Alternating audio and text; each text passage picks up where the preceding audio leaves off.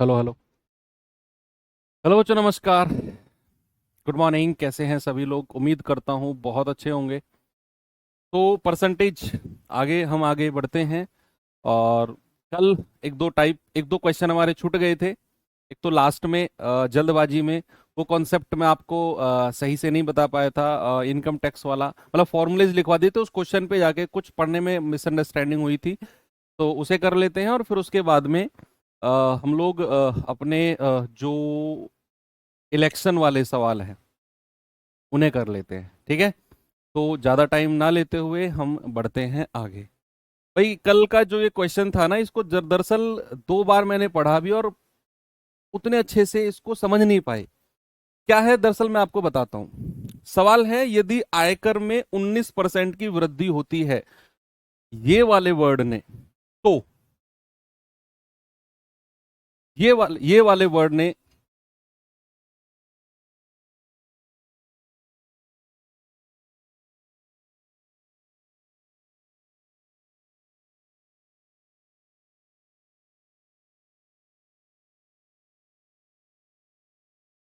इस वाले वर्ड ने थोड़ा सा प्रॉब्लम किया। ये वाले वर्ड का मतलब क्या है कि यदि आयकर में 19% की वृद्धि होती है तो शुद्ध आय में 6% की कमी होती है। यानी कि इस तो का मतलब है कि अगर आयकर 19% बढ़ता है तो इस 19% बढ़ने की वजह से जो हमारा नेट इनकम है वो 6% कम हो जाता है। इसकी वजह से कल हम क्या रिलेट कर रहे थे कि ये अलग बढ़ा, आय अलग कम हुई। तो इसी कंफ्यूजन में था कल मैं कि शायद क्वेश्चन में कुछ प्रॉब्लम है। ये वर्ड पे ध्यान नहीं दिया कि जो इनकम टैक्स है उसमें 19% बढ़ा, अगर मैं बढ़ा दूं टैक्स को। भाई जरूरी सी बात है, आपके हाथ में अगर 50,000 रुपए आ रहे हैं सैलरी के, अगर मैं इनकम टैक्स जो पहले कट रहा था उसे बढ़ा दूं तो फिर 50,000 थोड़ी आएंगे आपके हाथ में, फिर तो कम आएंगे। तो क्यों? क्योंकि इनकम टैक्स आपका 19% बढ़ा। तो क्या मैं ये कह सकता हूं कि 19% ऑफ टैक्स जो है वो किसके बराबर है? जो 6% की कमी आई है नेट इनकम में, 6% की कमी के बराबर है। किसमें? नेट इनकम में। जो शुद्ध आय है उसकी 6% की कमी के बराबर होगा आपका इनकम टैक्स का 19% की वृद्धि। भाई अगर ये 19% नहीं बढ़ता तो ये 6% कम नहीं होती। बड़ी सिंपल सी बात है ना? और कल मैंने आपको एक फॉर्मूला लिखवाया था कि आपका जो नेट इनकम होता है, शुद्ध आय, जो इन हैंड सैलरी, जिसको इन हैंड सैलरी बोलते हैं, वो होता है आपका टोटल इनकम, ग्रॉस इनकम भी जिसको बोलते हैं, और उसमें से टैक्स को माइनस कर देते हैं। और अगर मैं आपसे पूछूं कि रेट ऑफ इनकम टैक्स क्या होता है, इनकम टैक्स आयकर की दर, रेट ऑफ टैक्स क्या होता है, कल मैंने आपको बताया था कि कितना टैक्स लगा बटे टोटल इनकम कितनी है, और इनटू 100। ये दो फॉर्मूले कल मैंने आपको लिखवाए थे। तो जरा मुझे यहां से रेशियो बताना, परसेंटेज से परसेंटेज गया। अगर मैं आपसे पूछूं कि टैक्स और नेट इनकम का रेशियो, तो टैक्स के सामने 6 है और नेट इनकम के सामने 19 है। यानी कि टैक्स और नेट इनकम का रेशियो आ गया 6 और 19। अगर हमें आयकर की दर यानी कि रेट ऑफ इनकम टैक्स बताना है तो क्या मुझे टोटल इनकम पता होनी चाहिए? टोटल इनकम कितनी है? Yes, total income. तो टोटल इनकम कैसे आएगी? ये माइनस का इधर आकर प्लस हो जाएगा। यानी कि टैक्स में नेट इनकम को जोड़ दो तो 19 और 6 25। कितना आ गया? 19 और 6 25। अब टोटल इनकम आ गई। तो रेट कितना हो गया, दर कितनी हो गई? तो दर हो जाएगी, टैक्स कितना लगा है जी 6, और टोटल इनकम कितनी है जी 25, और गुणा 100। तो आप कहेंगे 25 चौके 100 और 6 चौके 24। तो रेट ऑफ इनकम टैक्स कितना हो गया बच्चा? 24% का। ये था सवाल। बस ये यही वर्ड था जिसकी वजह से कल लास्ट में थोड़ी सी प्रॉब्लम हुई। तो यानी कि अगर ये 19% बढ़ा तो इसकी वजह से नेट इनकम 6% कम हुई। तो ये दोनों आपस में बराबर हो जाएंगे। यहां से टैक्स और नेट इनकम का रेशियो आ गया। टोटल इनकम होता है इन दोनों का योग 25। तो रेट ऑफ इनकम टैक्स आ गया 6/25 गुणा 100 will be 24%। Okay, very good. अगर मैं आपको एक और सवाल दे दूं इसी में ही, अगर मैं बच्चे एक और क्वेश्चन आपको देता हूं, देखो अगर आप इसको डायरेक्ट करना चाहो, बहुत सारे लोग इसको डायरेक्ट रटते हैं, कैसे रटेंगे?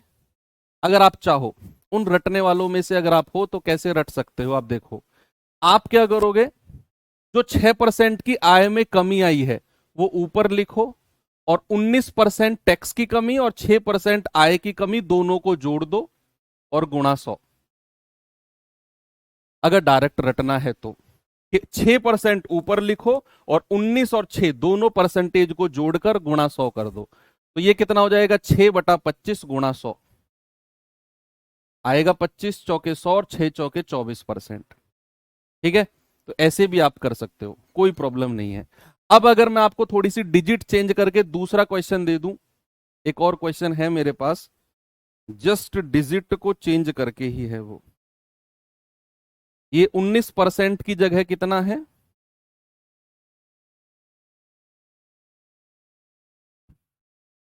ये है 20% और ये है 2%। तो मुझे आंसर बता दो लगभग लगभग किसके बराबर होगा। मैं चारों ऑप्शन चेंज कर रहा हूं, 6%, 9%, 7% और 11%। आपको आंसर बताना है लगभग में, अप्रोक्सीमेट आंसर बताना है। बताओ, लगभग में आंसर बताना है। यदि आयकर में 20% की वृद्धि हुई तो शुद्ध आय में 2% की कमी हो गई, तो आयकर की दर बताओ, और वो भी अप्रोक्सीमेट यानी कि लगभग। अब आप इसे या तो वो इस तरीके से कर लो भाई, या फिर जो तरीका मैंने बताया इस तरीके से कर लो। ये रटने वाला तरीका थोड़ी बताया मैंने आपको, फिर तो मैंने आपको डिटेल में समझाया कि भैया 19% की कमी जो होगी ये 6% के बराबर होगी। यहां से आपका रेशियो बन जाएगा, टोटल इनकम होती है आपकी टैक्स में, अगर नेट इनकम को जोड़ देते हो 19 और 6 25, तो आपका रेट कितना हो जाएगा? टैक्स है 6 रुपए का, टोटल है 25 गुणा 100, 24%। इसमें क्या रटवा दिया मैंने आपको? एक बच्चा कह रहा है सर आप भी तो रटवा रहे हो, इसमें क्या रटवा दिया भैया? अब मैं 100% श्योर कह सकता हूं, आप में से 90 क्या 99% लोग उसी तरीके से जाएंगे जो मैंने बाद में बताया कि भाई कुछ लोग ऐसे रटते हैं। 100% आप उसी तरीके से जाओगे, कोई बच्चा रेशियो मेथड से करेगा ही नहीं इसे। ठीक है, तो ये 2% की कमी ऊपर लिखो और 20 और 2 जोड़ दो और 2 गुणा 100, तो कितना हो गया? 2/22 गुणा 100, तो ये आ जाएगा 2 से 11 बार, और लगभग पूछा है तो 11 नाम 99, लगभग लगभग 9% आपका जवाब होगा, ऑप्शन नंबर बी, अप्रोक्सीमेट। ठीक है, रेशियो मेथड से जाना चाहो तो आप कहोगे सर 20% ऑफ टैक्स जो हुआ है ना, वो 2% की कमी हुई है नेट इनकम यानी कि शुद्ध आय में, उसके बराबर हो जाएगा। तो परसेंटेज से परसेंटेज गया, 2 एकम 2, 2 से जाएगा 11 बार, तो टैक्स और नेट इनकम का रेशियो कितना आ गया? 1 और 11। तो टोटल इनकम कितनी हो जाएगी? दोनों को जोड़ दो, 11 और 1 12, सॉरी 10, 10 है ना, तो 10 और 1 11, और टोटल इनकम कितनी है? 11।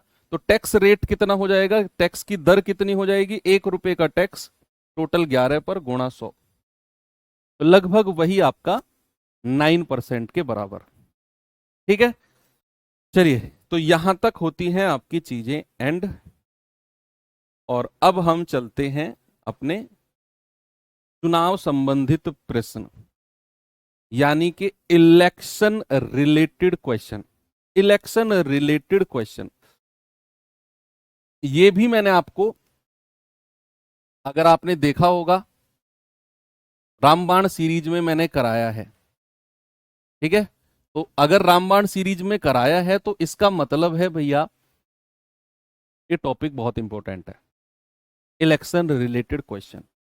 अब इलेक्शन रिलेटेड क्वेश्चन में मैं सीधा आपको सवालों पे नहीं ले जाऊंगा, मैं आपको इसकी पहले शब्दावली यानी कि टर्मिनोलॉजी के बारे में बताऊंगा कि चुनाव में जो टर्मिनोलॉजी, जो शब्द शब्दावली, जो हम वर्ड यूज करते हैं, एक्चुअल में उनका मतलब है क्या, और कौन कौन से वर्ड हम चुनाव में यूज करते हैं। तो सबसे पहले हम इसकी टर्मिनोलॉजीज पढ़ लेते हैं, टर्म्स पढ़ लेते हैं, कौन कौन से टर्म्स हम इसमें यूज करते हैं। भाई सबसे पहला आता है आपका total vote. Total vote, total vote का मतलब होता है कुल मत। क्या होता है बच्चा? हिंदी में कहते हैं इसको कुल मत। कुल मत, देखो एक छोटी सी स्टोरी मैं शुरू करूंगा और उस छोटी सी स्टोरी में ही आपको सारी चीजें पता चल जाएंगी।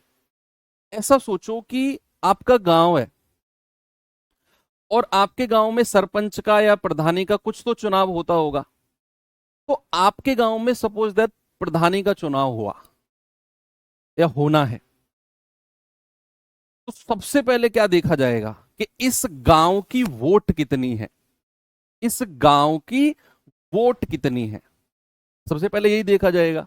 यस और नो? भाई मान लो आपके गांव में इस गांव की वोट कितनी है, इसका क्या मतलब है? इसका मतलब है ऐसे इस गांव में कितने लोग हैं जिनका वोटर आईडी कार्ड बना हुआ है। ऐसे कितने लोग हैं जिनका वोटर आईडी कार्ड बना हुआ है या वोटर लिस्ट में नाम है। आपने देखा होगा जब चुनाव हो पास आते हैं तो जो गांव में है वो ढिंडोरा पिटता है कि भैया वो सरकारी स्कूल पे आते हैं गांव में, चौपाल पे आते हैं कि वो इलेक्शन वाले आए हुए हैं और अपन जिन जिन का नाम वोटर लिस्ट में नहीं है वो नाम चढ़वा लो अपना।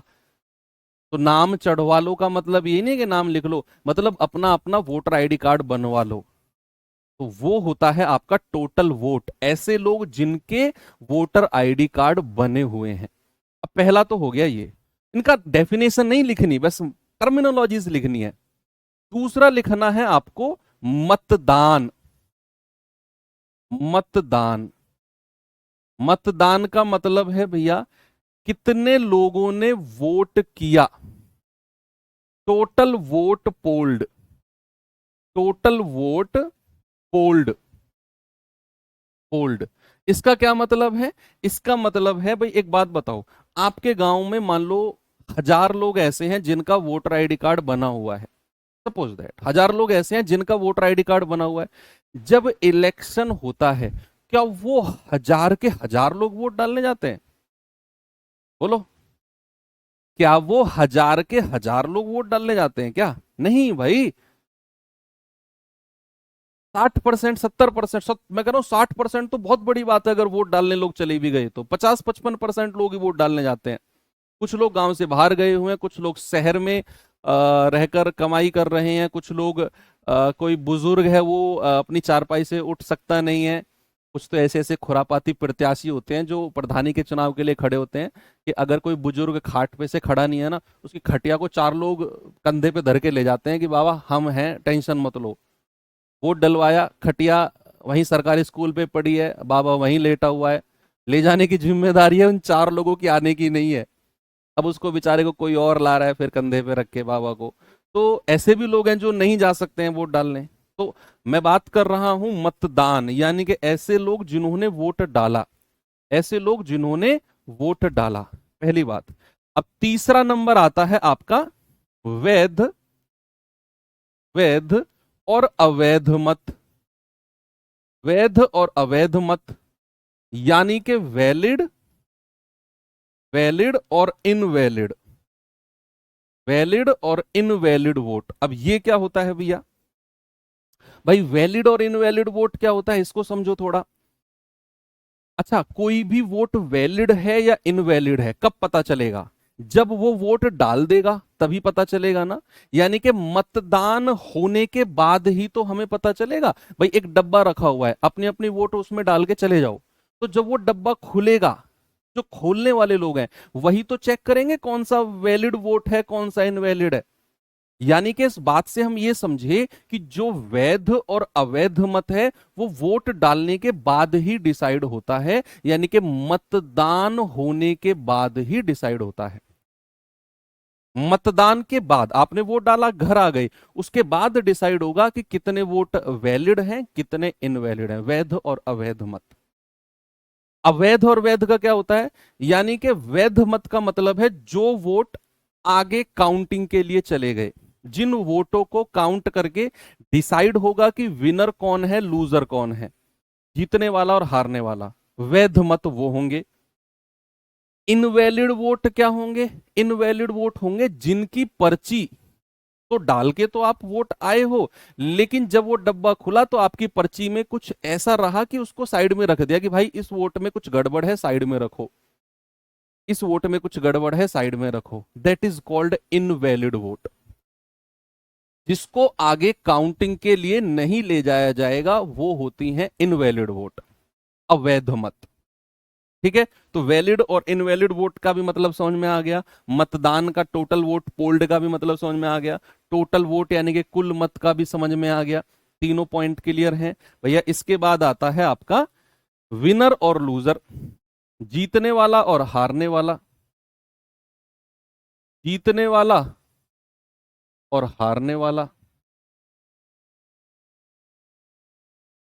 यानी कि विनर और लूजर, भाई दो ही लोग हो सकते हैं, एक विनर हो सकता है, एक लूजर हो सकता है। अब मान लो दो से ज्यादा लोग अगर इलेक्शन में खड़े हैं तब भी एक ही जीतेगा, बाकी सारे लोग हार जाएंगे, है ना। विनर तो एक ही होता है, बाकी लोग हार जाएंगे।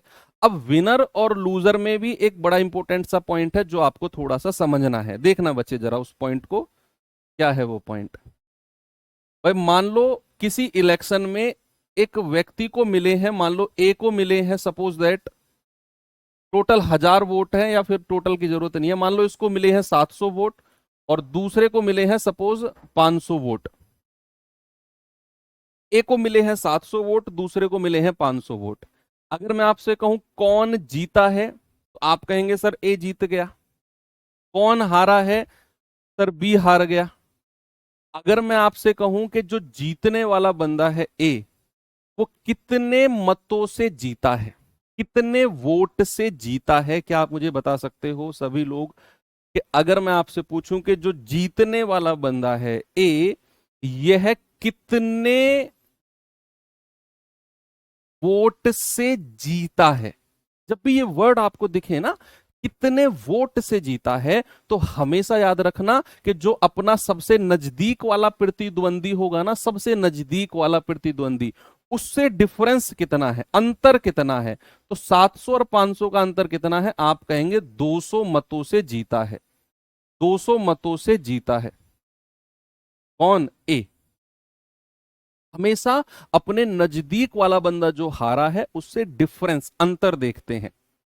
सपोज दैट अगर इसी बात को मैं कहूं कि एक बंदा है उसको मिले हैं 70% वोट और दूसरे वाले को मिले हैं 30% वोट, पर टोटल तो 100% होता है। टोटल कितना? 100% होता है। तो 70 और 30 100, तो एक को मिले 70%, दूसरे को मिले 30%। तो कौन जीता? ए जीत गया। कौन हारा? बी हार गया। अगर मैं आपसे कहूं जो जीतने वाला बंदा है वो कितने परसेंट वोटों से जीता है, अगर मैं आपसे कहूं कि जो जीतने वाला बंदा है बच्चा वो कितने परसेंट वोटों से जीता है, यहां भी आप परसेंटेज का डिफरेंस ले लोगे। आप कहोगे कि 70 और 30 का डिफरेंस होता है सर 40, तो 40% से जीता है। कितने से जीता है? 40% से जीता है। विनर जो है वो आपका 40% के अंतर से जीता है। हमेशा चाहे परसेंटेज कहे चाहे एग्जैक्ट वोट कहे, हमेशा आपने डिफरेंस लेना है। बात क्लियर है? यस। चलो, इतनी चीज आपको समझ में आ गई तो अब हम चलते हैं अपने सवालों के पास।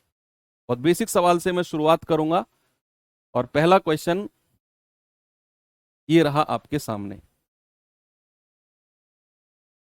देखेंगे जरा बच्चे इसको।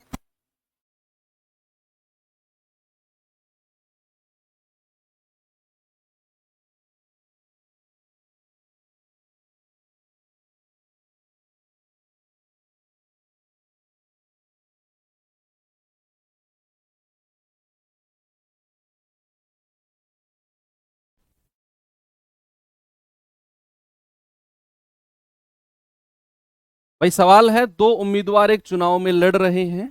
लड़ रहे का मतलब ये वाला नहीं होता है। इलेक्शन में खड़े हैं, सभी मत वैध हैं।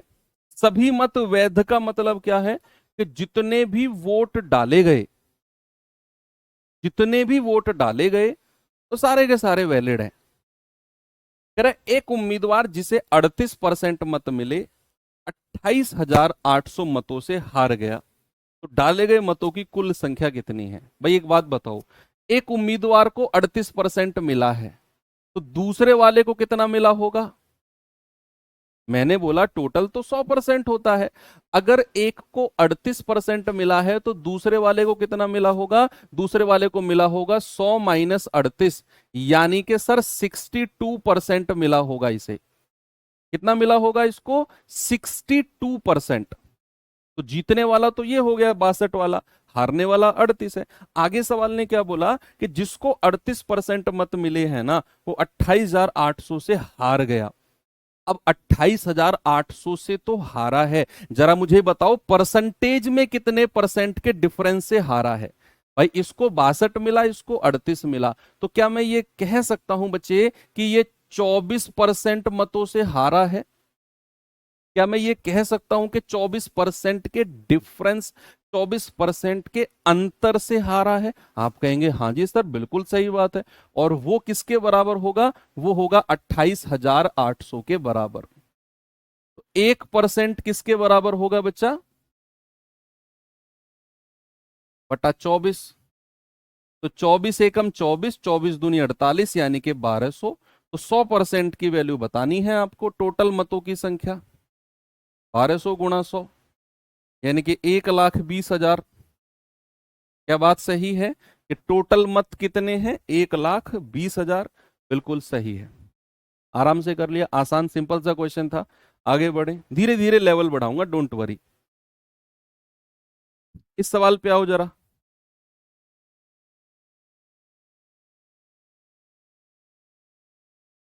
ये सवाल देखेंगे।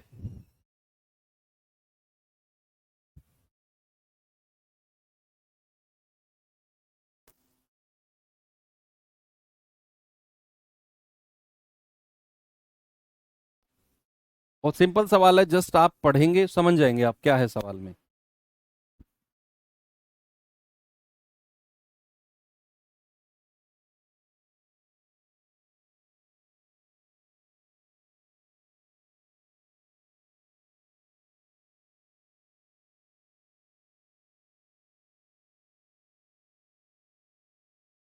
सवाल है, एक पंचायत चुनाव में एक निर्दलीय उम्मीदवार को डाले गए कुल मतों का 28% मिला। निर्दलीय खड़ा होगा, निर्दलीय यार। निर्दलीय का मतलब पता है? जिसकी कोई पार्टी नहीं होती है तो कहते हैं निर्दलीय खड़ा हो गया है। आपके यहाँ भी ऐसे कोई होते होंगे। मैंने एक बड़ा देखा था फेमस, मतलब एक बार चुनाव हुआ था, पता नहीं कौन सा चुनाव था, यूट्यूब पर बड़ा फेमस हुआ था वो बंदा। वो रो रहा है मीडिया के सामने। वो दरअसल निर्दलीय खड़ा हुआ था। निर्दलीय यानी कि ऐसे जाके पर्चा भर देना अपना। तो रो रहा है, कह रहा है मुझे 4 वोट मिले हैं।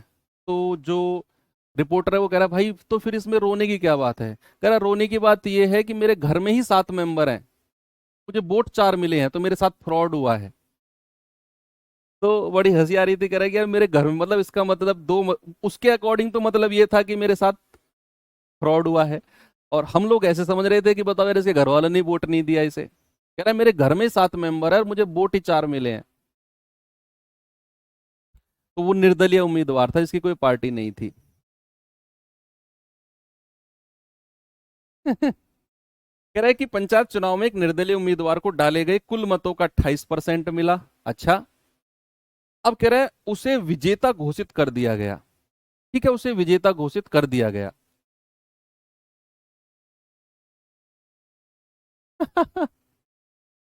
ठीक है, कह रहा है जो शेष मत हैं, जो बाकी बचे हुए मत हैं, उनको 3 राष्ट्रीय दलों के उम्मीदवारों के बीच समान रूप से बांटा गया। जो परसेंट में मत बच गए थे ना, उनको 3 लोगों में बराबर बराबर बांटा गया। यदि डाले गए टोटल मत 1200 हैं, तो राष्ट्रीय दल के उम्मीदवार में से प्रत्येक को कितने मत मिले? कितना सिंपल सवाल है भाई। टोटल तो 100% होते हैं, टोटल तो 100% होते हैं। अब जो निर्दलीय है, जो निर्दलीय है उसको कितने मिले हैं? 28%। तो बच कितने गए हैं? शेष कितने बचे हैं रिमेनिंग? आप कहेंगे 100 में से 28 हटा दो। सर 72% मत बच गए। 72% वोट जो हैं ये बच गए।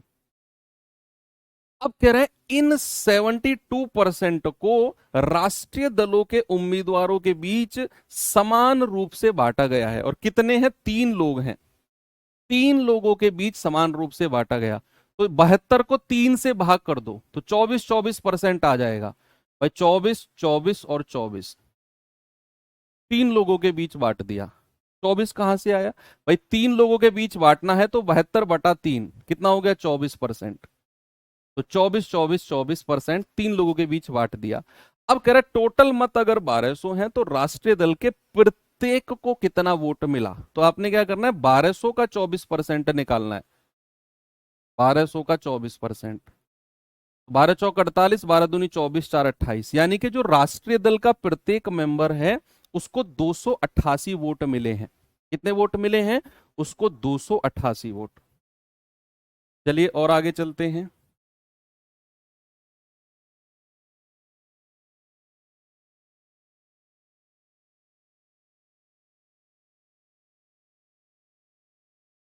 चलो इस पे आते हैं जरा।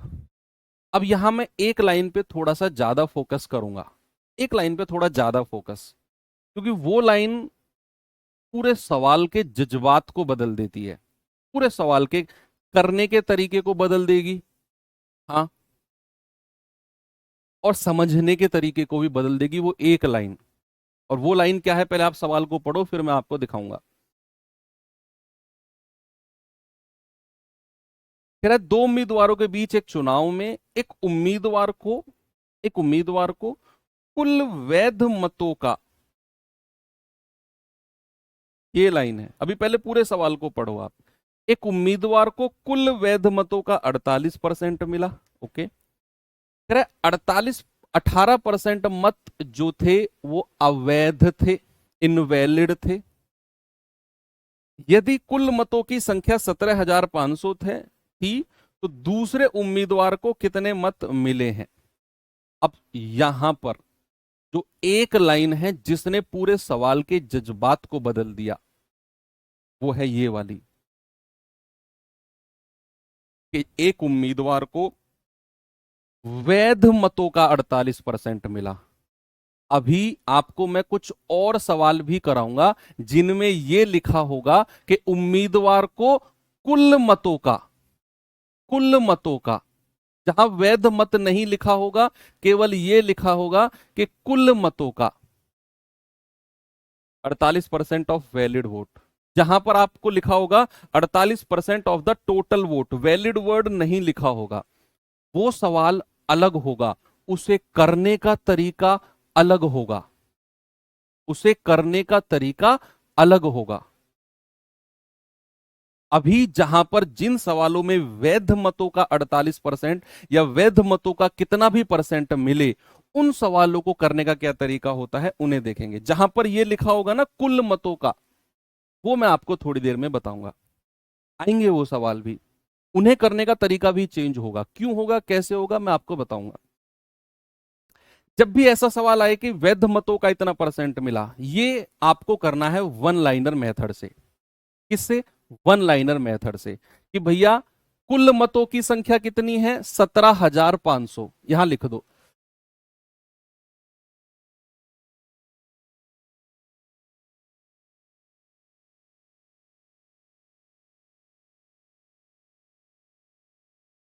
कुल मतों की संख्या कितनी है? 17,500। आपने यहां लिख दिया गुणा।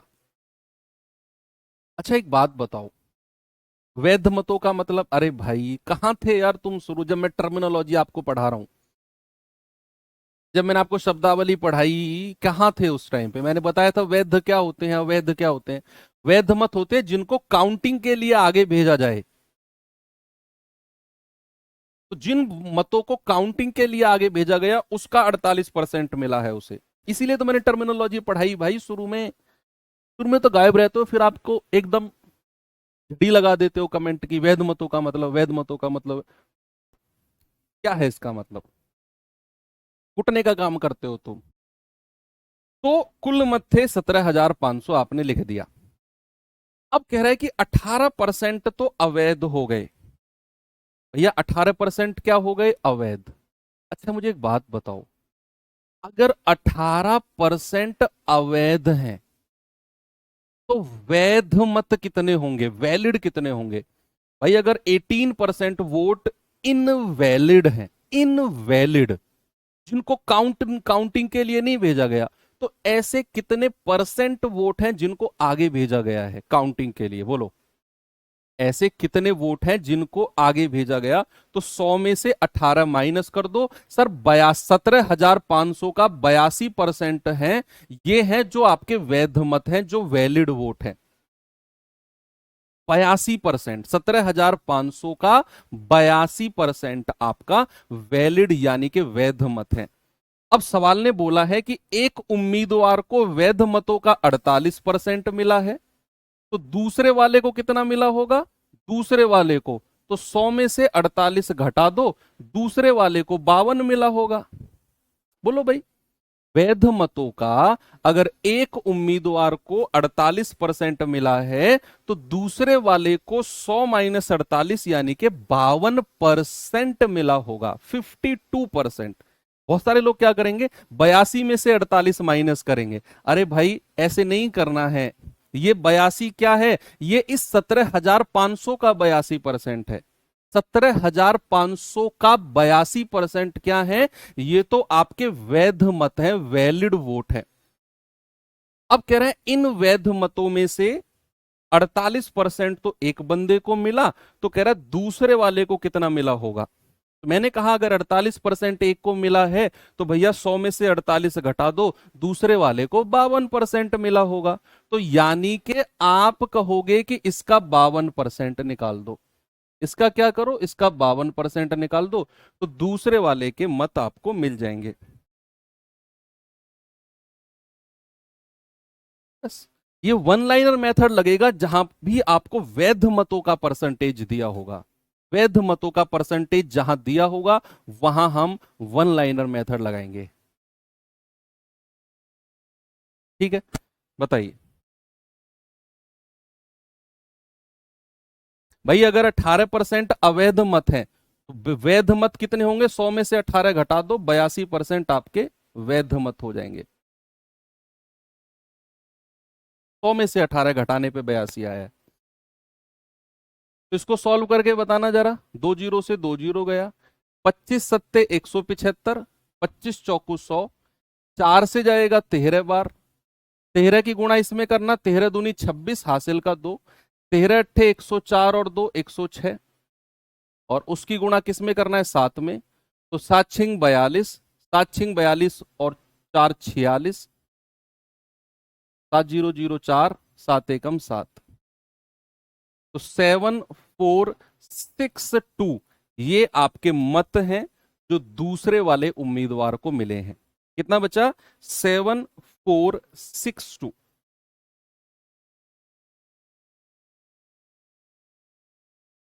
7462 मत हैं जो दूसरे वाले उम्मीदवार को मिले हैं। आगे चलें? Very good. चलो और थोड़ा आगे बढ़ते हैं।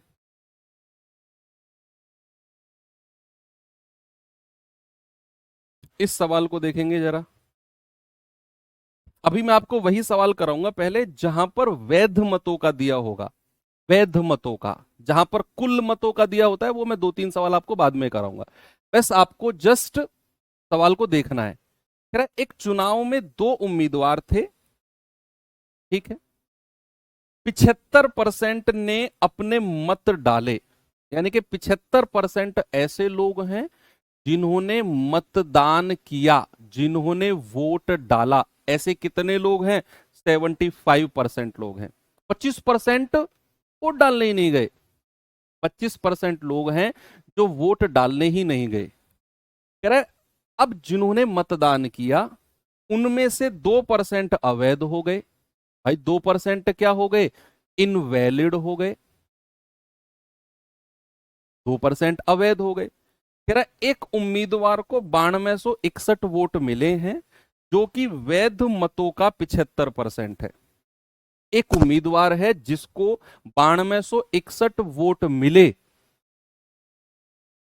अब जो ये 9261 वोट है ना, ये वैध मतों का 75% है, वैलिड वोट का 75% है। तो नामांकित मतदाताओं की कुल संख्या क्या है हमें नहीं पता। पिछले सवाल में हमें 17,500 टोटल मत दिए हुए थे, लेकिन यहां पर हमें नहीं दिए हुए कि कितने मत हैं, यहां पूछ लिया हमसे। क्या हमें जो परसेंटेज दिया हुआ है, एक उम्मीदवार को 9261 मिले, जो कि वैध मतों का 75% है। जो एक उम्मीदवार को इतने वोट मिले हैं वो वैध मतों का 75% है। तो क्या मैं इसे वन लाइनर मेथड से कर सकता हूं? क्या मैं इसे वन लाइनर मेथड से कर सकता हूं? यस और नो? बिल्कुल कर सकता हूं, क्योंकि यहां पर जो एक उम्मीदवार के वोट दिए हुए हैं उनकी कैलकुलेशन वैध मतों में से हो रही है, वैलिड वोट में से हो रही है। इसीलिए हम इसे वन लाइनर मेथड से कर सकते हैं। अब हमसे पूछा है कि नामांकित मतदाताओं की कुल संख्या कितनी है। नामांकित टोटल ऐसे कितने लोग हैं जिनके वोटर आईडी कार्ड बने हुए हैं, ये आपसे पूछ रहा है। तो हमें नहीं पता कितने लोग हैं, मैंने मान लिया ए, यानी कि ए ऐसे लोग हैं जिनके वोटर आईडी कार्ड बने हुए हैं, ऐसे लोगों की संख्या है ए। अब सवाल के शुरू से पढ़ना स्टार्ट करते हैं। कह रहा है कि भैया 75% ने तो अपना मत डाला है। भाई मैंने कहा ए ऐसी संख्या है जिनके वोटर आईडी कार्ड बने हुए हैं। अब इनमें से भी 75% ऐसे हैं जो वोट डालने गए। भाई ऐसे लोगों की संख्या परसेंटेज में 75% है जिन्होंने अपना वोट जाके डाला है। तो कितने? 75%। तो गुणा 75/100। ये तो वो लोग हो गए जिन्होंने अपना वोट डाला, जिन्होंने अपना वोट डाला। ठीक है, आगे बढ़ो। फिर कह रहा है इनमें से, अब जब वोट डल गया, मैंने आपको जो शुरू में टर्मिनोलॉजी पढ़ाई थी, मैंने बोला था ना कि जो वैध और अवैध मत हैं ये कब देखे जाएंगे? जब वोट डल जाए। जब आप वोट डाल के घर आ गए हो, वो डब्बा खुलेगा, उसके बाद ये डिसाइड होगा कौन सा वोट वैलिड है, कौन सा वोट इनवैलिड है। तो अब वोट कितने लोगों ने डाला? 75% ने। अब सवाल कह रहा है कि भैया 2% अवैध हो गए। अच्छा मुझे एक बात बताओ, अगर 2% अवैध हैं तो फिर वैलिड, वैध कितने हो गए? 100 में से 2 घटा दो। भाई अगर 2% इनवैलिड हो गए तो वैलिड कितने हैं? 100 में से 2 घटा दो, वैध मत हो जाएंगे 98%। कितने होंगे बच्चा? 98%। ये क्या है? ये आपके वैध मत हो गए, वैध मत हो गए 98%। इतनी बात समझ में आ गई? 2% मत अवैध थे तो 100 में से 2 घटाया, 98 वैध हो गए। अब कह रहा है एक उम्मीदवार को 9261 वोट मिले जो कि वैध मतों का 75% है, जो कि वैध मतों का 75%। अब वैध मत तो हमारे ये हैं। अब क्या मैं अगर इसका 75% निकालता हूं, क्या मैं अगर इस वैध मतों का 75% निकालता हूं, क्या वो 9261 के बराबर होगा? बोलो। भाई एक उम्मीदवार को 9261 वोट मिले हैं जो कि वैध मतों का 75% है। मैंने आपसे बोला कि यहां से यहां तक 75 वैध मत है हमारे, इनका 75% निकाला, 9261 के बराबर कर दिया। तो यहां से एक ही वैल्यू निकालो काटा पीटी करके, वही आपका जवाब होगा। बस यही करना है आपने। बताओ जल्दी से जवाब क्या होगा?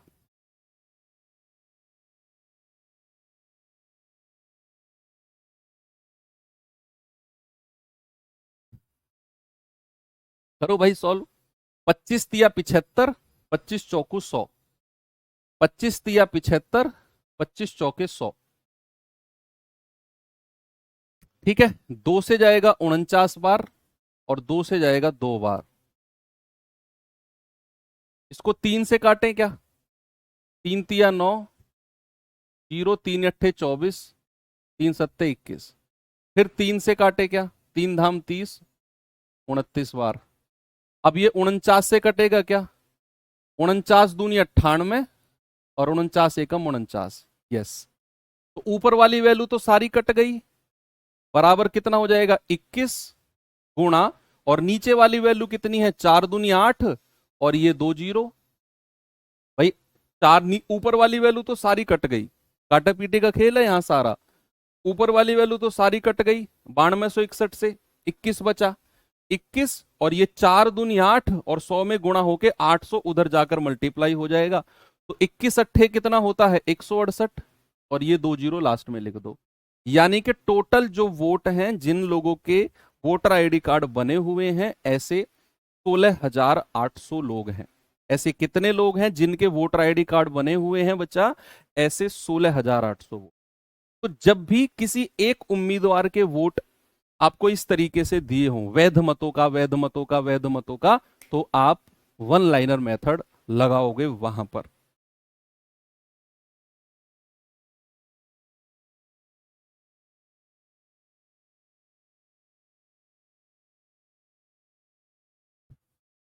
ये सवाल देखना जरा।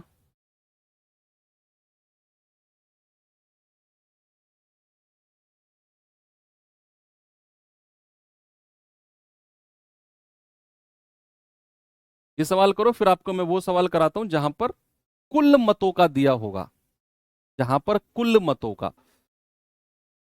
ये सवाल थोड़ा सा अलग है, रटना नहीं है बिल्कुल भी। एक कॉलेज के चुनाव में सीमा और गीता को कुल वैध मतों का 4-5 के अनुपात में मत मिले, 4-5 के रेशियो में। कह रहा है यदि 15,000 मतों में से 19% मत अवैध थे, इनवैलिड थे, तो सीमा और गीता के पक्ष में पड़े मतों के बीच डिफरेंस क्या होगा, अंतर क्या होगा, ये आपसे पूछा है। भाई कह रहा है कि ये सीमा है और ये गीता है, इनको वैध मतों का कुछ रेशियो मिला है, कितना 4-5 लिखा है ना उसने, कि सीमा और गीता को कुल वैध मतों का 4-5 के रेशियो में मिला, 4-5 के अनुपात में मिला। अब कह रहा है कि यदि 15,000 में से 19% अवैध हैं। अच्छा एक बात बताओ, अगर 15,000 में से 19% अवैध हो गए तो फिर वैध मत कितने रहे होंगे? अगर मैं आपसे वैलिड वोट पूछ लूं तो क्या आप ये कह सकते हो कि भैया 15,000 तो टोटल हैं और उसमें से अगर 19% अवैध हो गए तो क्या 81% वैध होंगे? भाई अगर 19% अवैध हो गए तो क्या 81% वैध होंगे कि नहीं? आप कहेंगे हाँ। तो जीरो, 15 एकम 15, 15 अट्ठे 120 और 121, यानी कि वैलिड वोट हो गए 12,150। ये वैध मत है। ये क्या है? ये वैध मत है, वैलिड वोट है। अब इन्हीं वैलिड वोट को सीमा और गीता में बांटा गया है। तो 4 और 5 मिलकर कितना हुआ? 9। तो 9 यूनिट की वैल्यू कितनी है भाई? 4 और 5, 9 की वैल्यू है 12,150। एक यूनिट की वैल्यू कितनी होगी? बटा 9। तो 9 एकम 9, 3, 9 तिया 27, 9 पंजे 45। एक यूनिट का मतलब है 1350। आपसे कह रहा है सीमा और गीता के बीच डिफरेंस कितना है, अंतर। तो भैया डिफरेंस कितना है? एक यूनिट का ही डिफरेंस है। तो एक यूनिट की वैल्यू कितनी हो जाएगी? यही आपका 1350 हो जाएगी। Option number C. कितना हो जाएगी? 1350।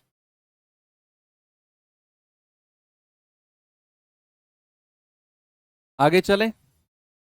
चलो अब मैं आपको एक सवाल कराता हूं जहां पर कुल मतों का दिया होगा, कुल मतों का। ये सवाल देखिए आप, इसे हम वन लाइनर से नहीं करेंगे। पहले तो आप ये सवाल पढ़ के ये देखो कि क्या ये सवाल उस सवाल से अलग है जो हमने अभी अभी किए थे, 3-4 सवाल, वैध मतों का वैध मतों का वैध मतों का, क्या ये उससे अलग है? ये भी अगर आपने पता लगा लिया तो रुक जाना, वेट करना मैं किस तरीके से कराऊंगा। कह रहा है एक चुनाव में 8% मतदाताओं ने अपना मत ही नहीं डाला, 8% ने अपना वोट ही नहीं डाला। इस चुनाव में केवल 2 उम्मीदवार थे। ओके, विजेता कुल मतों का 48% प्राप्त करता है। यस, अब जो विजेता है ना, जो जीतने वाला है, वो कुल मतों का 48% ले रहा है, कुल मतों का। यहां पर कुल वैध मतों का 48% नहीं लिखा हुआ। यही तो सारी की सारी ट्विस्ट है इस सवाल में। कह रहा है कि विजेता जो है वो कुल मतों का 48% ले रहा है।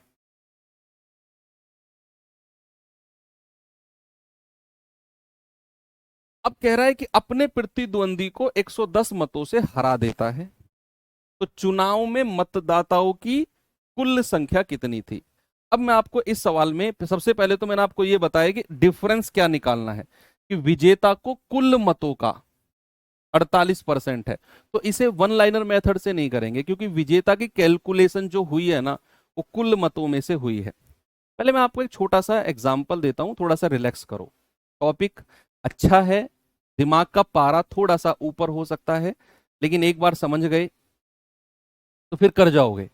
अच्छे सवाल बनते हैं इससे, और बन रहे हैं आजकल एग्जाम में, बन रहे हैं चुनाव से। थोड़ा रिलैक्स करो, मैं आपको बताता हूं। भाई, आप दो भाई हो। आप क्या हो? आप दो भाई हो। आपके फादर साहब की सैलरी है सपोज दैट 50,000 रुपया। एक नॉर्मल सी बात है।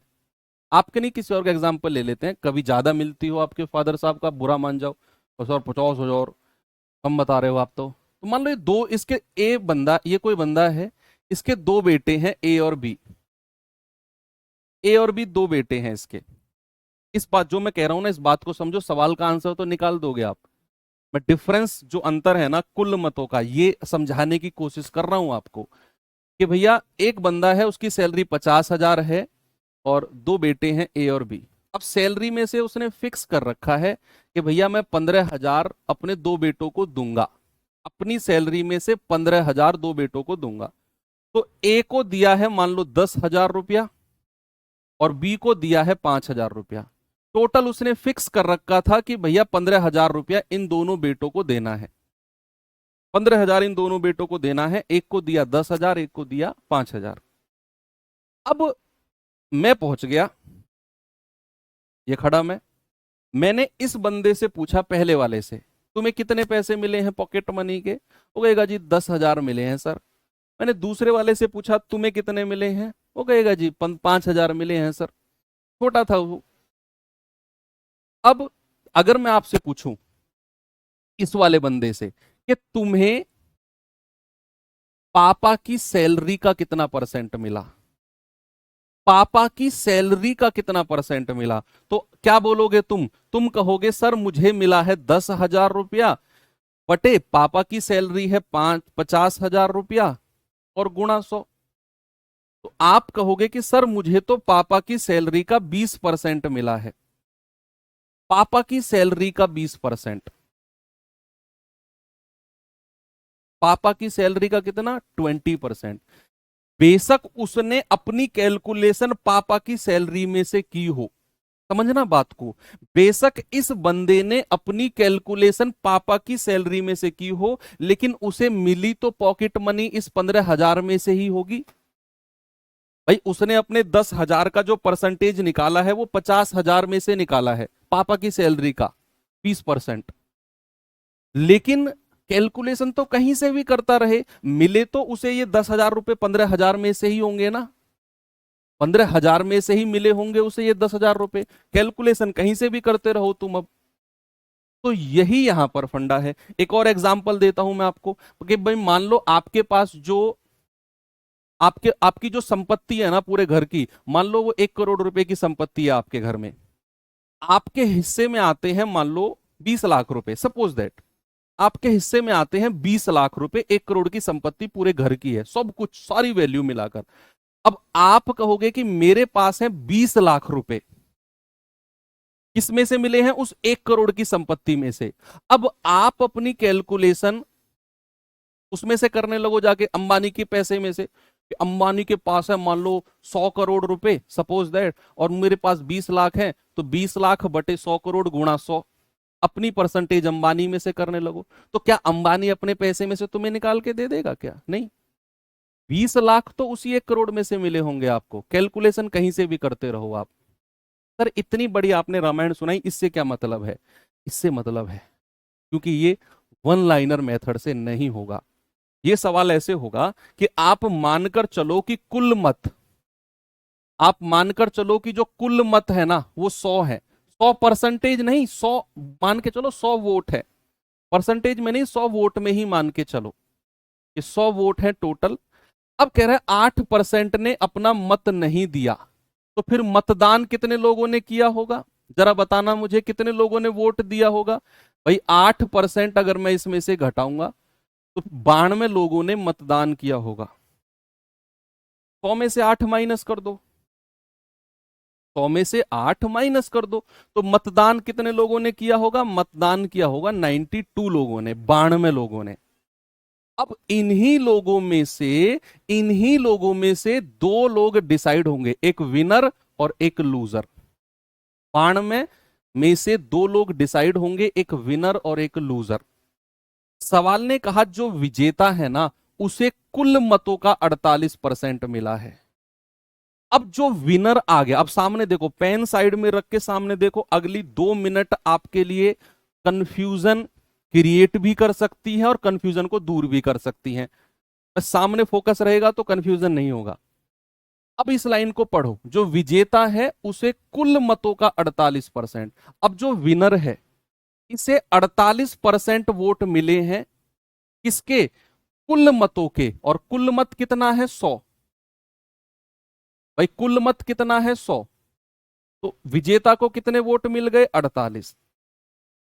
अब मैंने आपसे बोला जो विजेता है उसने अपनी कैलकुलेशन कहां से की है? कुल मतों में से।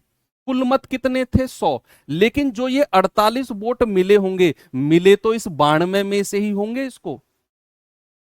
भाई 48% उसे टोटल मतों का मिला, कुल मतों का। उसने अपनी कैलकुलेशन कुल मतों में से की कि कुल मत 100 है, उसका 48% 48 आ गया।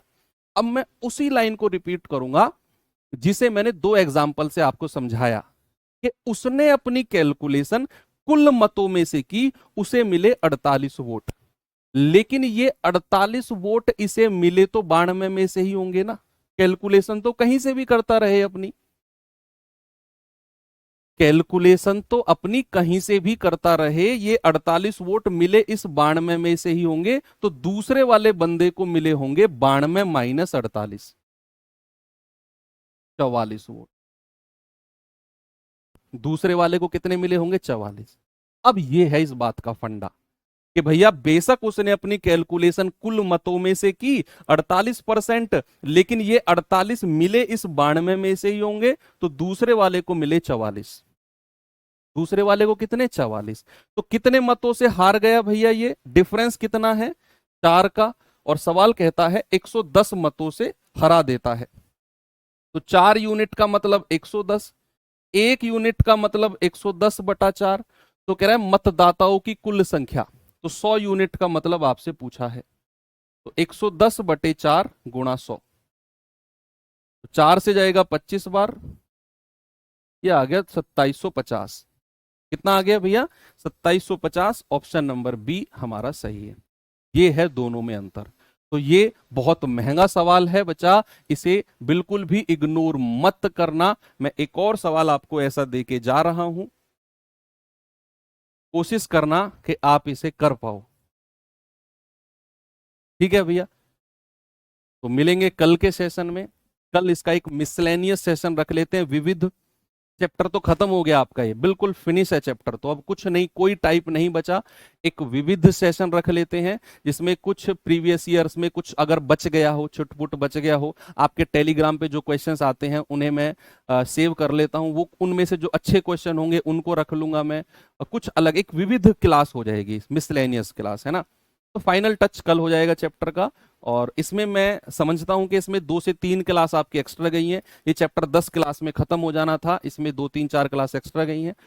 वो आप और मेरी शुरू में डील हो चुकी थी, क्यों जा रही है वो, ठीक है।